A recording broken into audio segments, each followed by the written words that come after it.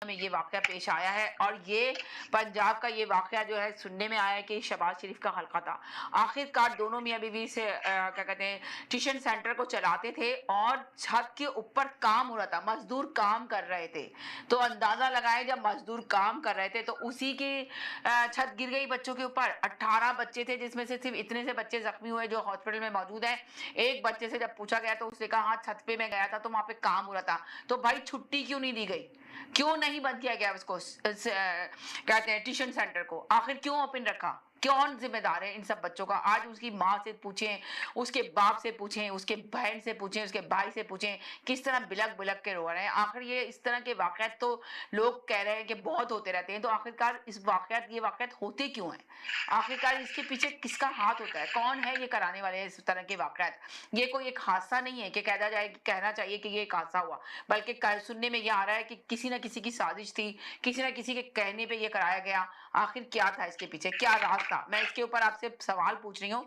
अगर आप लोगों के पास कोई अंदर की खबर है तो ज़रूर आके दीजिए और ज़रूर बताइए कि आखिर क्या था? इसकी ज़िम्मेदारी कौन उठाएगा? इधर एक टॉपिक पे इस पे भी बात करेंगे कि इमरान खान है जिसके आज मिलने की मुलाकात का दिन था मगर हुकूमत ने आज भी नहीं मिलने दिया। आखिर क्या रुकावटें हैं? हुकूमत क्यों इनके साथ रुकावटें लगा रही है? क्यों नहीं मिलने दे रही इमरान खान की बहनों को, इमरान खान के वकला को? आखिरकार क्या वजह, क्या रीज़न है? और इधर के बुशरा बीबी की बहनों को तो मुलाकात की इजाज़त दी जा रही है, पहले भी ऐसा ही हुआ, बुशरा बीबी की बहनों को मुलाकात करने की इजाज़त दी गई, मगर इमरान खान से किसी को भी मुलाकात करने की इजाज़त नहीं दी जा रही है। तो इसका क्या रीज़न है? इस पे भी गुफ्तगू करेंगे, आखिर क्या वजह, क्या रीज़न है? तो बात करते हैं ज़ैदी भाई से कि आखिर ये तो सबसे पहले तो इसी वाक़ये पे बात करेंगे जो इतना दर्दनाक वाक़या पेश आया है।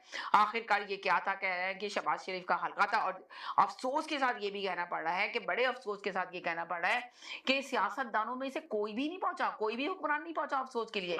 इतना बड़ा हादसा हुआ और किसी ने भी जाके दो अल्फाज नहीं बोले, कोई एमएलए नहीं गया, कोई भी नहीं गया, कोई एमपी नहीं गया, कोई भी नहीं गया। आप यहाँ सोचे इस कंट्री के अंदर अगर कोई भी ऐसा वाकया पेश आ जाता है, एमपी यूं चले जाते हैं फौरन, फौरन जाते हैं और फौरन जाके खड़े होते हैं, पूछते हैं और उन पे किसी ने भी उनके पेरेंट्स के ऊपर सर पे हाथ नहीं रखा। और जब पेरेंट डॉक्टरों ने जब लोगों ने कहा कि जी इसकी पोस्टमार्टम किया जाएगा बच्चों की डेड बॉडी का, तो उन्होंने पेरेंट्स ने मना कर दिया। फिर पहले तो वो डेड बॉडी नहीं दे रहे थे बच्चों की, मगर जब उन्होंने कहा कि हमें कुछ नहीं कराना, हमें कोई वीडियो नहीं बनवानी, हमें कोई तस्वीर नहीं बनानी अपने बच्चों की, तो उसके बाद आखिरकार दे दी गई डेड बॉडी, उनके बच्चों के पेरेंट्स के सुपुर्द कर दी गई।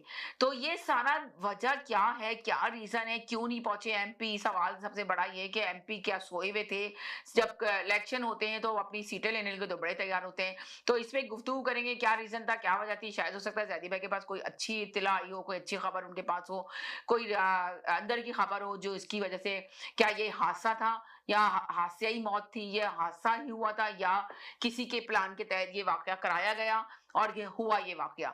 तो इस पे गुफ्तगू करेंगे, मगर फिर कहते हैं लफ्जों का चुनाव अच्छे से अदा कीजिएगा। और कल जो है कनाडा डे है तो यकीनन इसकी भी मुबारकबाद देते हैं अपने शो के जरिए, तकरार के जरिए, कि आप सब लोग जो भी अपने घरों में है कल कनाडा डे मनाइए, कल छुट्टी का दिन है। और ये जो कनाडा है इसकी कोई अच्छी सी बात जरूर आके शेयर कीजिएगा अगर करना चाहते हैं, कोई खूबसूरत बात जिसमें आपने यहाँ पे रह के क्या सीखा और है ना आपको क्या इस कनाडा ने दिया, क्या वो चीजें दी जो लेने आए थे आप। तो इस पे भी जरूर गुफ्तगू कीजिएगा जो लोग यहाँ पे रहते हैं, और अगर जो शो देख रहे हैं तो छोटी सी बात आके जरूर आप लोग कर सकते हैं।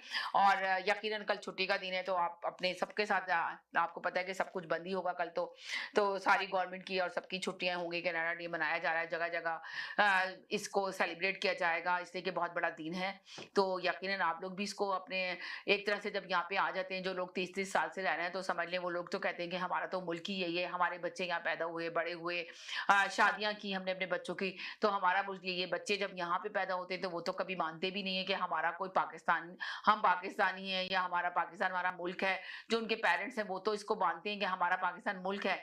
जो बच्चे कभी, बहुत सारे ऐसे लोग हैं, मैं सबको नहीं कह रही, बहुत सारे ऐसे पेरेंट्स हैं जो अपने बच्चों को लेकर ही नहीं गए, वो यहीं जब आ गए तो वो यहीं रहे, कभी हुआ तो 5 साल बाद या 10 साल बाद या 7 साल बाद खुद ही चले गए अपने पेरेंट्स से मिलने के लिए। मगर यहाँ की मशीनी जिंदगी, यहाँ की इस जिंदगी में ऐसे ऐसे मिल घुस गए कि उनको निकलना भी चाहा तो वो नहीं निकल सके, इसलिए कि बच्चे हो गए, बच्चों की परवरिश, बच्चों की तालीम, बच्चों की इसमें इतना बिजी रहे कि वो अपने पेरेंट्स से अकेले ही मिलने गए, अपने बच्चों को लेकर ही नहीं जा सके। तो उनके बच्चे तो यहीं के समझ लें, वो कहते हैं कि नहीं हम तो यहाँ पैदा हुए हैं, तो हमारा तो कंट्री यही है, हमने तो अपनी कंट्री देखी नहीं है, सिर्फ हमने तो मम्मा से सुना है कि हम पाकिस्तानी हैं और पाकिस्तान में हमारे चचा ताया जो भी है हमारे रिश्तेदार, ग्रैंड मदर और ये सब हमारे वहाँ रहते हैं, मगर हमने नहीं देखा, हम गए नहीं। बहुत सारे बच्चों से ये है तो